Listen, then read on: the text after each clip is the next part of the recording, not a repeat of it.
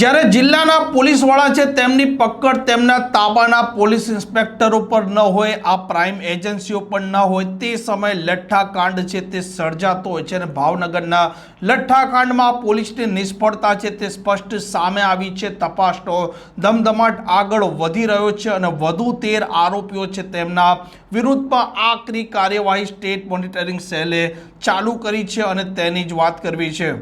વૈષ્ણવજન તો તેને કહીએ જે પીડ પરાઈ જાનાને રે। નમસ્કાર, આપ જોઈ રહ્યા છો નવજીવન ન્યૂઝ અને હું છું આપની સાથે તોફિક ગાંચી। જ્યારે જિલ્લાની પ્રાઇમ એજન્સી એલસીબી, એસઓજી કે પછી પોલીસ ઇન્સ્પેક્ટર જે થાણું સંભાળતા હોય છે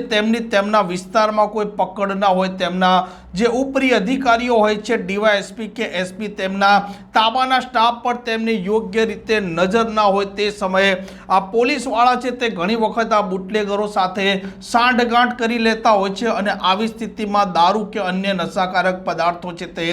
વેચાતા હોય છે અને ત્યાર પછી આવા તત્વો છે તે બેફામ બનતા હોય છે, શરીર સંબંધી ગુના આચરતા હોય છે, લોકોને મારતા હોય છે, લોકો પર હુમલા કરતા હોય છે અને આવા ગુંડાઓ મોટા ભાગે પોલીસની રહેમ નજર હેઠળ જ ભેગા થતા હોય છે। પરંતુ જ્યારે તે વિસ્તારમાં એવી કોઈ ઘટના બની જાય ત્યાર પછી આ પોલીસવાળા છે તેમને કોઈ બચાવતું નથી, તે પણ હર હંમેશ આ બુટલેગરો સાથે જે આ પોલીસવાળા સાંઠગાંઠ રાખે છે તે યાદ રાખે, કેમ કે ભાવનગરનો જે લઠ્ઠાકાંડ થયો છે, આ લઠ્ઠાકાંડમાં ભાવનગરની પોલીસની સ્પષ્ટ નિષ્ફળતા છે તે સામે આવી છે અને તેમની જે નિષ્ફળતાના કારણે 13 વ્યક્તિઓ છે તે મોતને ભેટ્યા છે, 13 પરિવારોના માળા છે તે વિખાયા છે અને આજ વર્તેજ પોલીસ સ્ટેશન વિસ્તારમાં આ નકલી દારૂની ફેક્ટરી ધમધમી રહી હતી, દારૂ ત્યાં વેચાતો હતો, પરંતુ ત્યાંના પોલીસ ઇન્સ્પેક્ટરને પણ ખબર નહીં હોય કે પછી એલસીબીને પણ નહીં ખબર હોય, તે સવાલો હવે ઊભા થયા છે। આ મામલે તપાસનો ધમધમાટ આગળ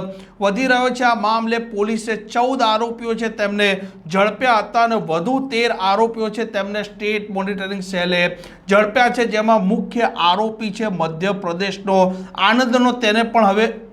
એસએમસીએ